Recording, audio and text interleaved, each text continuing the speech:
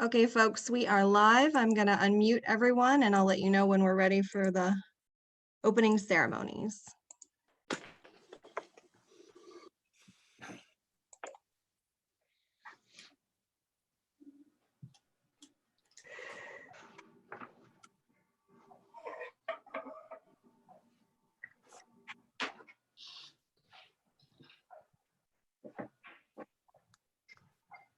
Okay, Mayor, we're ready. All right, welcome everybody to the new normal. I'd like to do the opening ceremonies. Please stay seated for the Pledge of Allegiance. I pledge allegiance to the flag of the United States States of America, to the republic republic which stands one nation under God, under God, indivisible, with liberty liberty and justice for all. Kelly, will you please call the roll? Mayor Serkin, Yes, here. Vice Mayor Javeri, Yes, Councilwoman Schneider, Here. Councilwoman Yazbek-Schweeder, Here. Councilman Zerwanka, here. Councilman Capel, Here. Councilman Leet, Here. 7 present. So we'll probably have to raise our hands also if we do like a motion because multiple people might talk at the same time. So do I have a motion to accept tonight's agenda? So move. Second. All in favor? aye. Aye. Great. All right, we're going to start the work session on the downtown district planning. I'm going to be turning the meeting over to David and Greg Dale from McBride Dale Clarion. When we get to a section of the presentation, we'll pause to ask for questions and get answers from Mr. Dale. I'll call on everybody individually, and then Mr. Dale can answer a question and we'll move to the next person. When we get into a group discussion, what we'll need to do is raise your hand and then I'll make sure I jot down everybody that wants to talk, and it'll be a little bulky, but we'll do it just fine. So with that, I'm going to turn it over to David and or Mr. Dale. Thank you. So just as a reminder to council why we're having this workshop, as we call it, as opposed to a regular council meeting. Last summer, council started the process of trying to decide strategically what land use plans and what outcomes they wanted to occur in the downtown area. If council will recall that there was a text amendment that started last fall as a result of that process, and after several visits to some other communities and looking at some of their development patterns. Ultimately, that led to council changing some of the zoning in the downtown area. And I believe that was passed in February or March.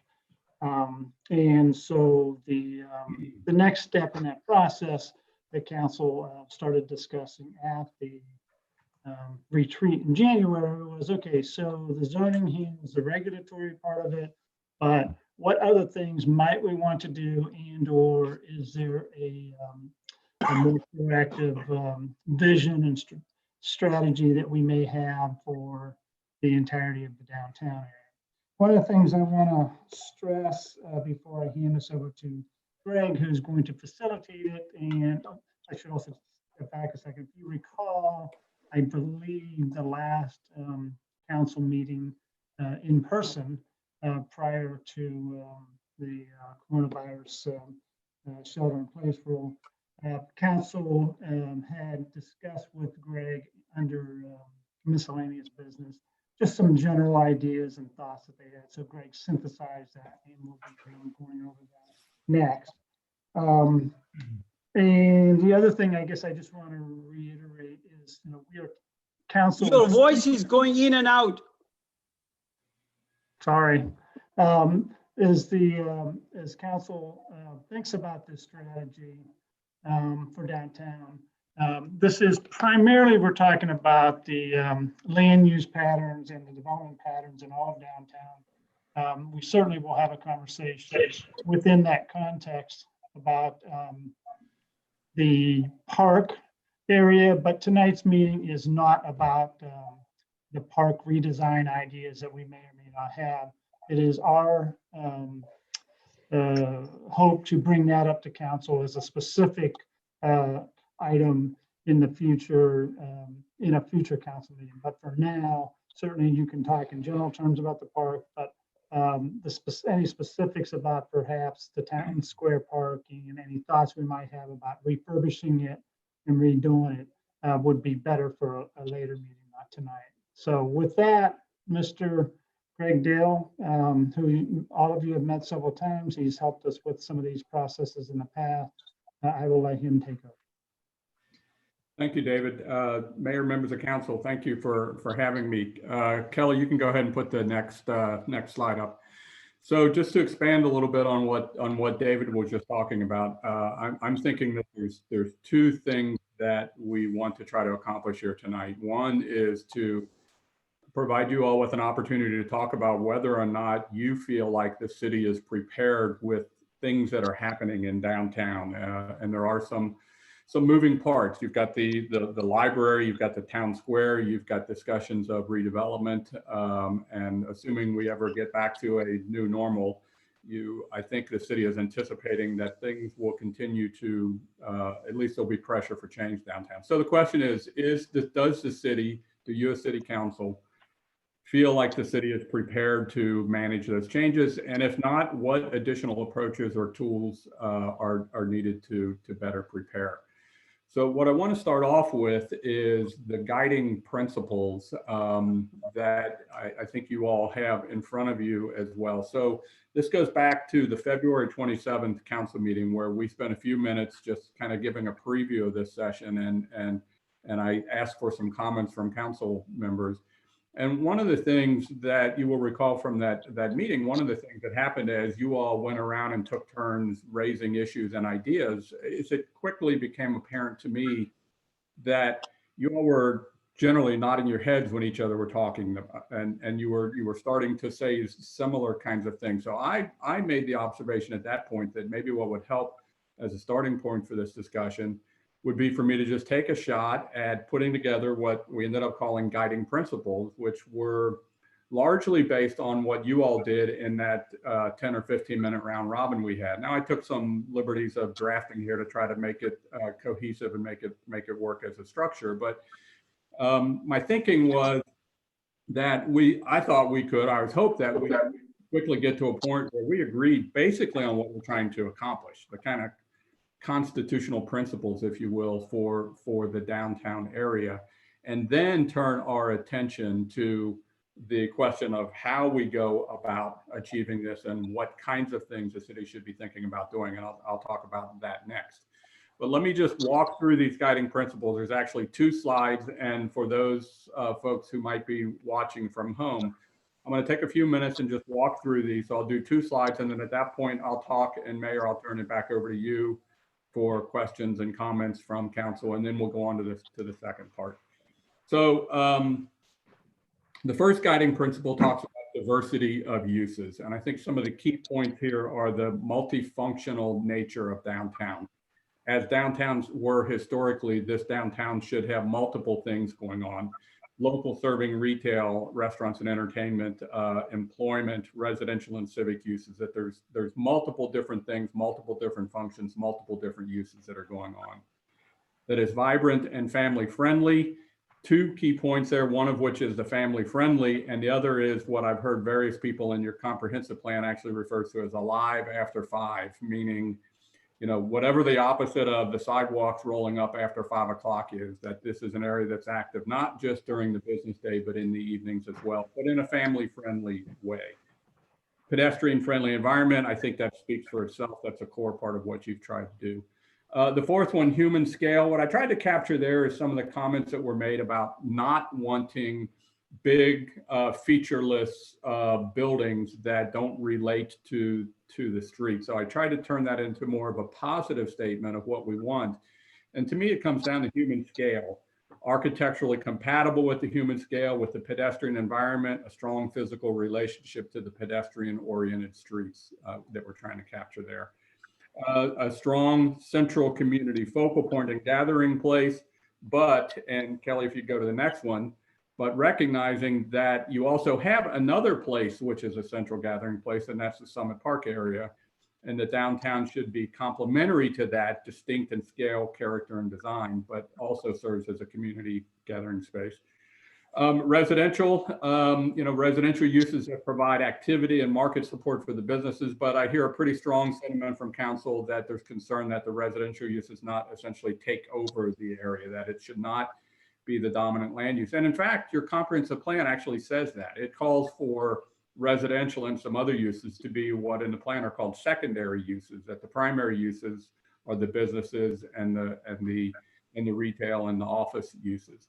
The library, all we're really trying to do here is to set a marker that says there's no question that the city wants the library to remain downtown and well integrated into the design. We're not here to solve that problem today, but that's a key concept. And then the same with regard to the town square, to acknowledge that it's a very important part of downtown. We understand the city's in the process of repurposing it and redesigning it. As David indicated, that the details of that are not what we're talking about tonight either. But again, that's a marker for that importance of that. And then I kind of added this one as the way to round it out, and that is the idea of strong infrastructure, meaning the city doing its place to provide strong infrastructure, including things like streets, sidewalks, stormwater management, safe lighting, all those sorts of things, that there's an infrastructure piece of it that's important for the city to provide. So that's my effort to try to take what you all put forth on February 27th and try to put it into a set of kind of cohesive guiding principles. So Mayor, with that, I'll turn it back over to you to manage the comments and question process. Thank you. Well, I just wrote everybody's name down. We'll just go down in order and we'll switch up the order as we go through different parts of the presentation. So Lee, would you like to start? I have nothing at the moment. I'll listen to everybody else though. Katie? So just to be clear, are you looking for comments on the principles or Yeah. suggestions? Yeah, comments or questions. If I missed something that you wanted to suggest to add, we can certainly talk about that, or questions about what we were thinking. So yeah, but what I'm hoping is we could get to a point where there's either consensus on these guiding principles or figure out how to fix them so that you can get to a point where you have consensus on them. Okay, the only thing that I think is missing perhaps is around being pet friendly as well. I mean, it goes with being, I think, pedestrian friendly and all of that. I think that's kind of one and the same as well, but keeping that in mind as well. And I know, with thinking about how downtown, even now, it is during the day pretty vibrant with a lot of people walking, running. So keeping that in mind as well, with perhaps, adding to infrastructure, things like drinking fountains, if you've got walkers and runners out, and opportunities to rest or stretch, or, different small little spaces built in. Yeah, those are good comments. So there's two things I hear there. One is the pet friendly, and we could either call that out, or I think in my mind, at least when we talk about family friendly, certainly in this day and age, when people are out and about with their families, they're very likely out with their pets. I do like the observation about it gets to a little bit granular scale, but I think the idea is of when we talk about infrastructure, it's not just about big infrastructure like streets and sidewalks, but it's amenity kind of infrastructure, and drinking fountains, resting places, sitting places, that sort of thing. I think that's a good comment. All right, Nikki. I don't have anything, any questions right now. I think these were good observations from our, last meeting of just gathering information. I think this is put together nicely. Good, thank you. Jeff, what do you think, Jeff? Generally, I'm very happy with the way that this is starting. Only maybe two quick comments I'd have is on residential. I think we did a very good job by doing some rezoning earlier this year.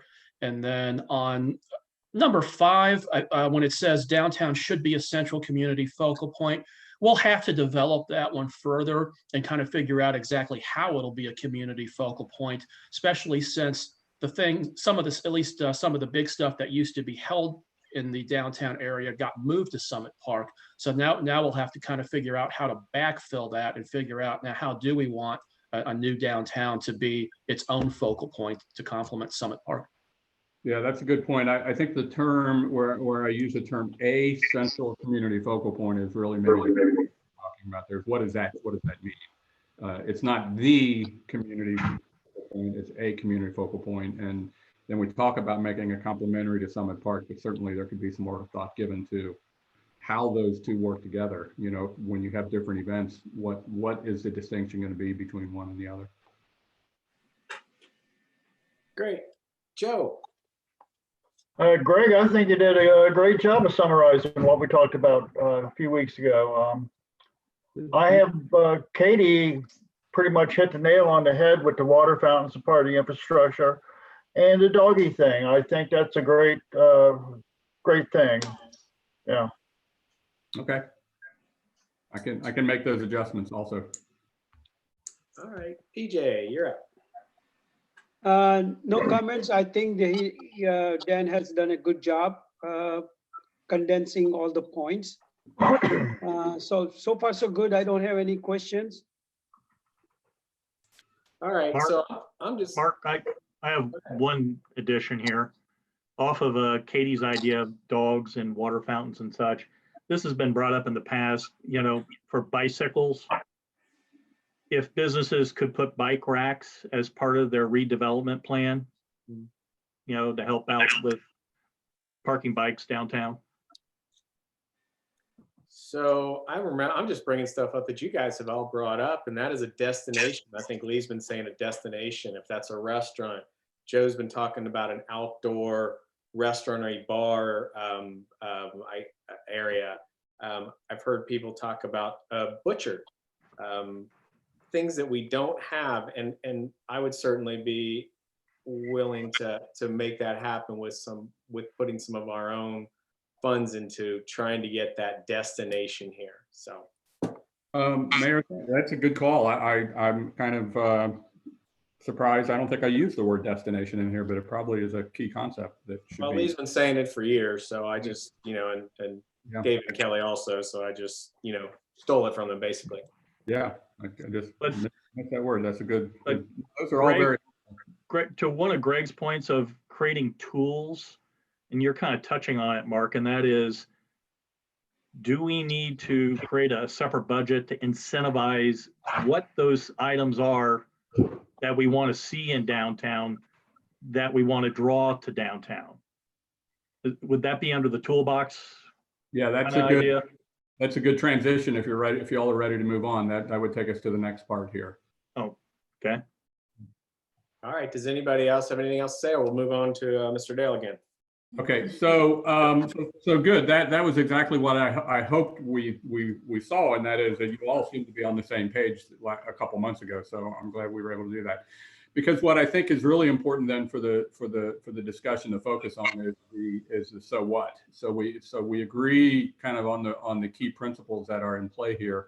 The question is, what do we do about it, if anything else at all? In other words, where do we go from here? And again, the question is, do we feel like we're in pretty good shape, or do we need to be doing more work and looking at other tools? So let me explain what I've set up here in working with Kelly and David and Dan, and that is to try to create this idea of looking at some potential tools in the city's toolbox, but to think about it in kind of a continuum, if you would, a continuum of relatively low action, low involvement from the city to something that might be more proactive, where the city would be trying to make things happen. So we set out some examples here, and I want to be clear here. We're not asking you to choose one or the other of these. These are really just examples that are designed to make the point that there's kind of different philosophical strategic approaches that the city could take. So for example, on the one hand, You have a comprehensive plan. It sets out a vision for downtown. You have zoning regulations that set out the regulatory constraints. You have subdivision regulations and things like that. But those are the kinds of things that you have. They're largely reactive, and what I mean by that is zoning is reactive. If no one proposes to do anything, if no one wants to make any changes, zoning doesn't come into play other than enforcement. So that's kind of the softest touch approach to this. Then there are a variety of things that are kind of in that middle category. Things like infrastructure investment, and you already do that now. You invest in roads and sidewalks and things like that, but you could think about other kinds of investments. Some communities have gone so far as to invest in public parking garages. The city of Franklin, Tennessee, where I've done a lot of work, has a wonderful downtown, historic downtown, and they've built public city-owned parking garages. That's an infrastructure investment they decided to make. Streetscape improvements, which go beyond just sidewalks, but they deal with things like landscaping and lighting, and what you were just suggesting, places for people to sit, street furniture, those sorts of things. And then, so those are kind of in the capital investment kind of category. Then there are other things like financial tools that are designed to either leverage or incentivize things to happen. So you're all familiar with TIF, with tax increment financing, community reinvestment area designation, which are tax incentives and abatements. And then things like land swaps, where the city might own land and swap land with someone else and have a win-win. Again, I'm not arguing for or against any of these, but those are some examples of things that are kind of in the middle range of how aggressive the city might want to be. And then certainly in the higher end range are some things like city acquisition of property. It kind of goes without saying that if a community really wants to control what's happening on property, it owns the property. That's the best way to control what happens. And communities have also, in relation to things like that, literally shopped for developers to redevelop properties, to do RFPs or RFQs for developers to come in and submit proposals, and city essentially facilitate that kind of thing from happening.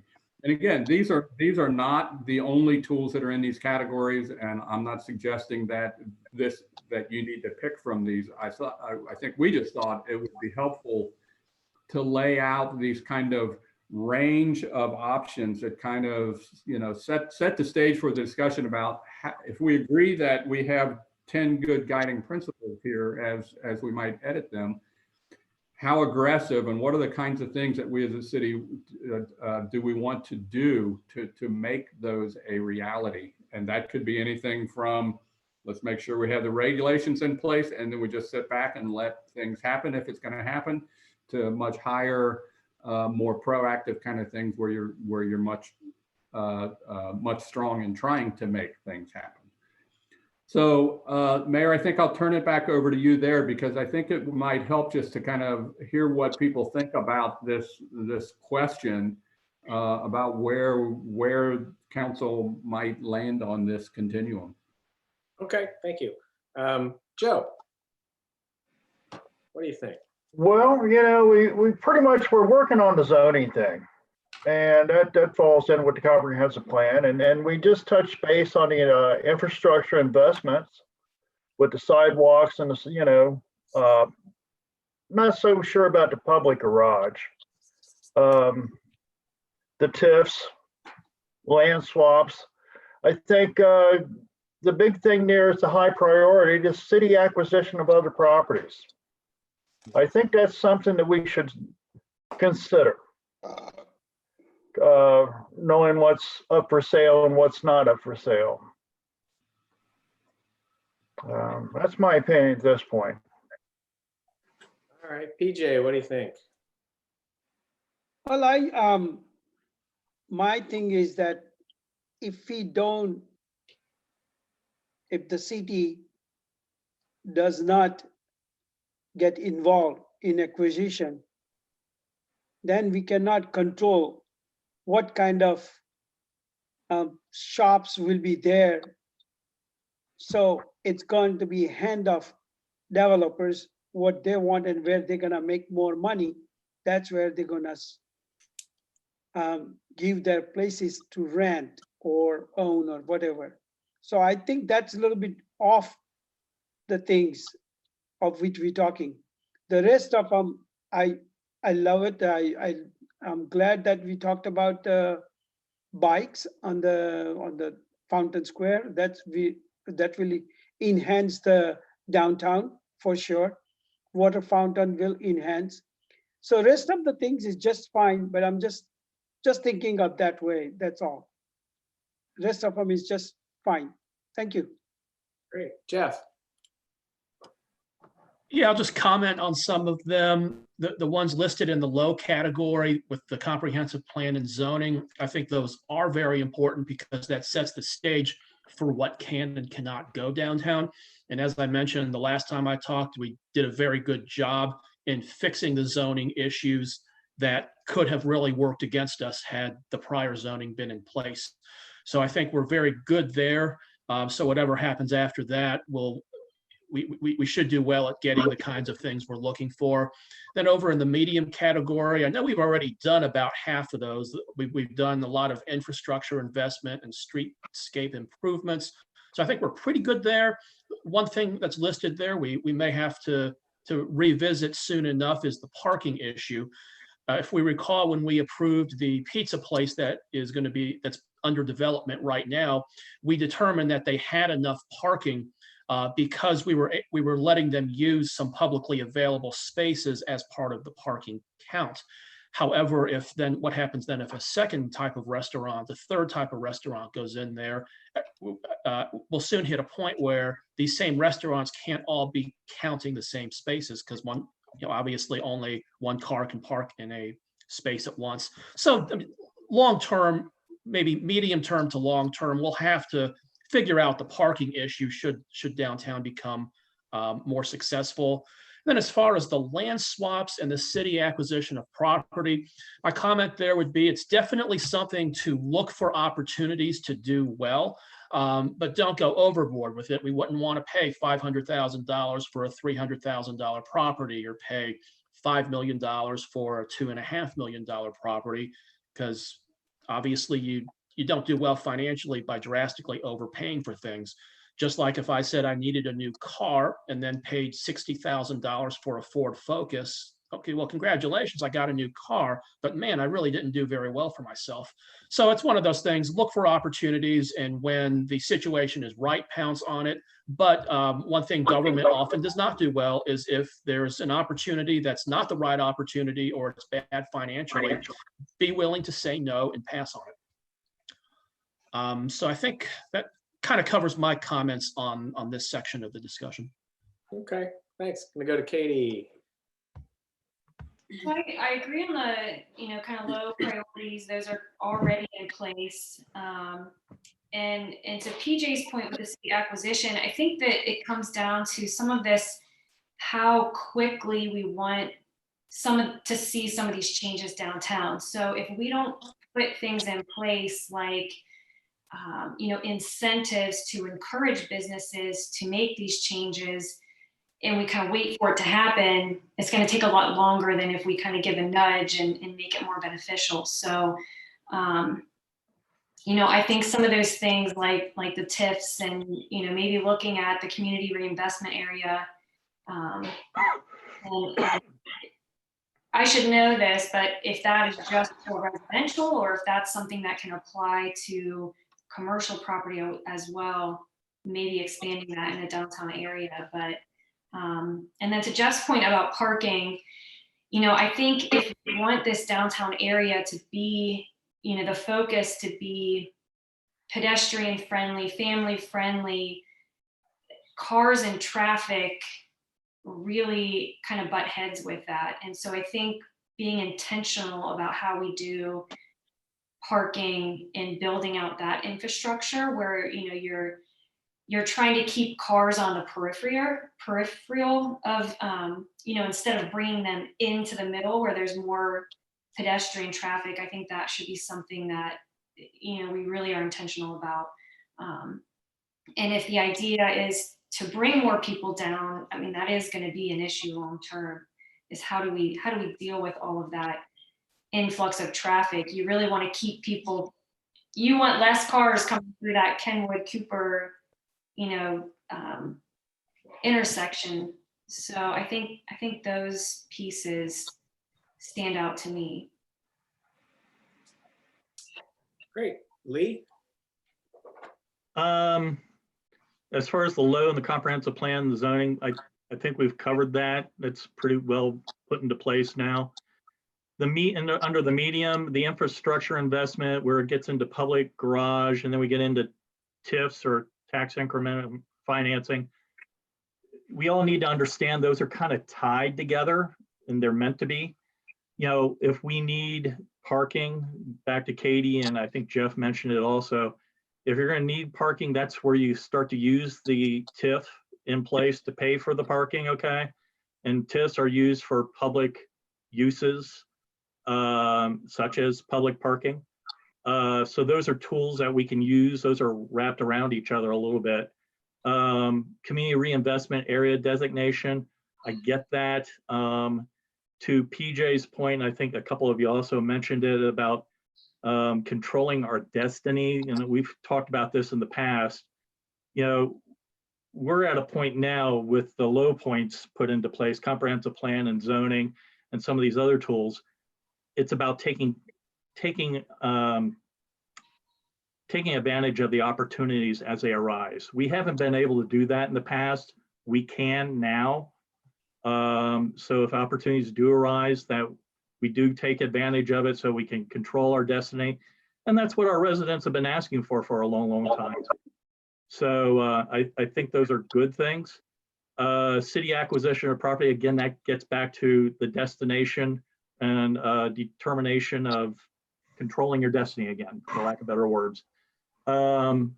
Selection of developers, I understand that developers are usually in it for themselves, but this puts that developer into the city's side of the equation so that we can control what we need to see. I think the tools are there from what all I can see here, and they are interrelated. We need to understand that. So all good from my point of view. Great. Nikki? I would agree on the under the low category of the comprehensive plan and zoning. I think we have ourselves in a good place with the recent changes there. I do think that some sort of parking there is something that's necessary to think about. And I appreciate the pedestrian part, but Bush is kind of spread on. If we want to draw people in, we are going to have to make sure that there's accommodation, that there's enough so that people are able to easily come in, park, and take advantage of the destination that we're talking about here. And I agree with if we could control our own destiny, but only if it can be done wisely, if that could happen. To Jeff's point, if we could have it make sense for us to do that. So Great. My only thoughts were the public parking. I mean, some areas we are very well parked, in other areas it's very tight. So I do think that's something we ought to look at. The one thing that you guys didn't say, which everything you covered beautifully to me, was I think we need to come up with a budget, amount of money that we are willing and think is a good idea to put aside for downtown. And I think that's something we need to start talking about, find a number that's comfortable within the budget. So with that, I'm going to bring it back to Mr. Dale. Great. Hey, I'm sorry, Greg, this is David Waltz.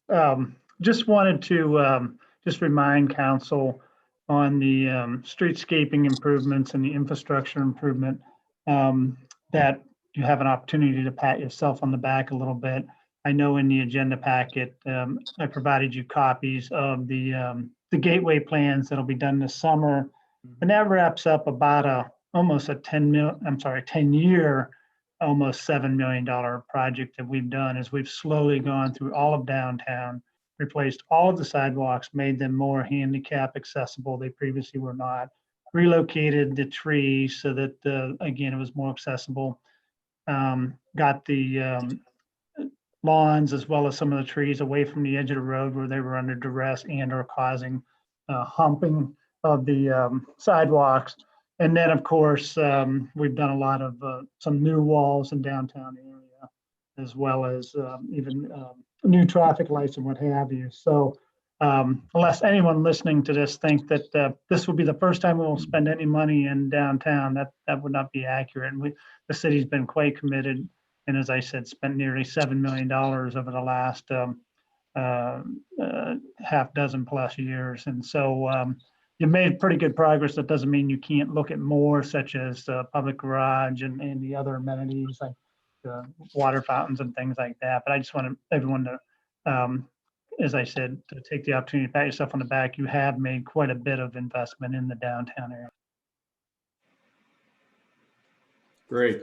So let me just make a couple of observations about what I just heard, and I think it will lead us to the next part of the discussion, which is really the where do we go from here part of the discussion. First of all, just as one side thing, the parking discussion was interesting because I think there's another nuance here that we should be capturing, and that is that while we want this area to be pedestrian friendly, by and large, we're talking about a pedestrian friendly area once people get there. In other words, I don't think we expect that people are going to be walking from all over the city of Blue Ash to downtown. I mean, hey, if they do, that's great. But by and large, the people are going to get there by driving. And then once they get there, we want it to be pedestrian friendly where people can do multiple things without getting back in their car, which does raise the importance of the parking strategy. You know, I use the term parking garage. It doesn't necessarily have to be a parking garage. It could be surface parking, but the point is that that the whole parking piece needs to be thought about pretty carefully, I think. And I thought that was a good point. But what I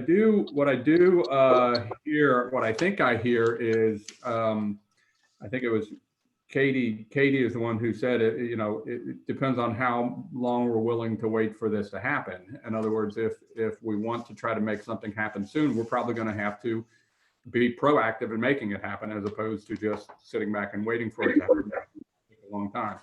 I do sense that what I'm hearing from council is that you are willing to be proactive and move towards the high end, but clearly there is a caveat to that, which is to do it in a responsible way, in a wise way, in a responsible way. So Mayor, when you talk about, you know, let's make sure that we're identifying budgetary issues, and we hear, you know, talking about being responsible and wisely. I think that's what I'm hearing. And maybe if we could just pause at that point, Mayor, and just see if that's the point of a consensus. And that is, let me try to sum it up and say it this way, that the council does have an interest in wanting to be proactive and facilitate things happening, and is willing to take action to do that, but in a responsible, wise manner, fiscally responsible, wise manner. Is that, so I'm curious if that's kind of a point of consensus among council. I certainly thought I heard that at our last meeting when you got that the initial meeting where you did the very first kind of discussion with all of us. I think everybody was on that. If you want me to, if anybody wants to jive in, go ahead. Maybe it's just what I call a kind of the head nodding consensus. I don't think we have to raise hands or anything, but that's what I think I'm hearing, and people can maybe jump in if they want to put a finer point on that or disagree with that or agree with it. But because I think then while you all are thinking about that, Kelly, if you pull up the next slide, really is the discussion questions, and we've already pretty much touched on the first two and leaning into the third one a little bit. And then the question really is, where do we go from here? So there are some things on the table that you appear to have an interest in pursuing. I think again, not trying to put words into your mouth, but the original question of whether or not we feel well equipped and prepared for the changes that are sounds to me like there's probably a sense that we're certainly in the right direction and leaning that way, but there's probably a little bit more work to be done on that. And then, question is, where do we go from here? You want me? I'll go through it. Jeff, you want to? Any more comments about that? I think what I made earlier pretty much addressed the question here. It's, yeah, look for opportunities to do some of that acquisition of property and land swaps, but make sure it's at the right price and it's the right opportunity to make. Great. Nikki? I would agree with what Jeff just said. Yeah, but it has to make sense. Mhm. I don't have to roll call if anybody else just wants to raise a hand and jump in. And David and Kelly, you've been a little quiet. Yeah, unless council has any other perspective, I think what might be easiest is just like we did at the last February meeting where Greg and Kelly and myself will kind of synthesize what we think we hear. And whereas tonight you somewhat thought the guiding principles were good, we'll just develop a little simple moving forward strategy with the guiding principles and some implementation tools. Obviously, you'll do it on a case-by-case basis, but we'll put together a little policy document, and in a future council meeting, you can finally ratify it. All right. Does I- anybody else? To Mark's point before, I'd love to put parallel to that. Maybe we have a discussion at some other point in time here about budget, for you to work from, David. When opportunities do come up, you're the one that has to work with the numbers and such. Well, and I think the budget issue, I don't know if we're going to entirely be able just to set an amount up front, because whether we buy property or not is going to have an awful lot to do with how much we spend. We're going to spend $3 million on property, then we're going to have to spend a whole lot more on this than if we don't buy property. Yeah, but it's more of a case-by-case basis also. Anyone else? Well, thank you, Mr. Dale. That was fantastic. Unless Kelly or David has anything else, or Dan has anything else to say? I have nothing, Mayor. No, We're well, good. thank you all very much for allowing me the chance to be part of this discussion. I hope we can continue to help you with it. Thank you. You will. Thank you. Thank you. Thank you. I like the fact it seems like we're all on the same page, with very little variation, which is fantastic. At this point, we're going to move into executive session for property acquisition to consider the purchase of property for public purposes or for the sale of property at competitive bidding. If premature disclosure of information would give an unfair competitive or bargaining advantage to a person whose personal, private interest is adverse to the general public interest. Do I have a motion to move into executive session? So moved. So moved. Second, somebody? Kelly, would you please call the roll? Mayor Serkin, Yes. Vice Mayor Javari, Yes. Councilwoman Schneider, Yes. Councilwoman Yazbek Schweeder, Yes. Councilman Zerwanka, Yes. Councilman Capel, Yes. Councilman Leet. Yes. 7 yeses. Thank you, everybody. We will now end the live meeting.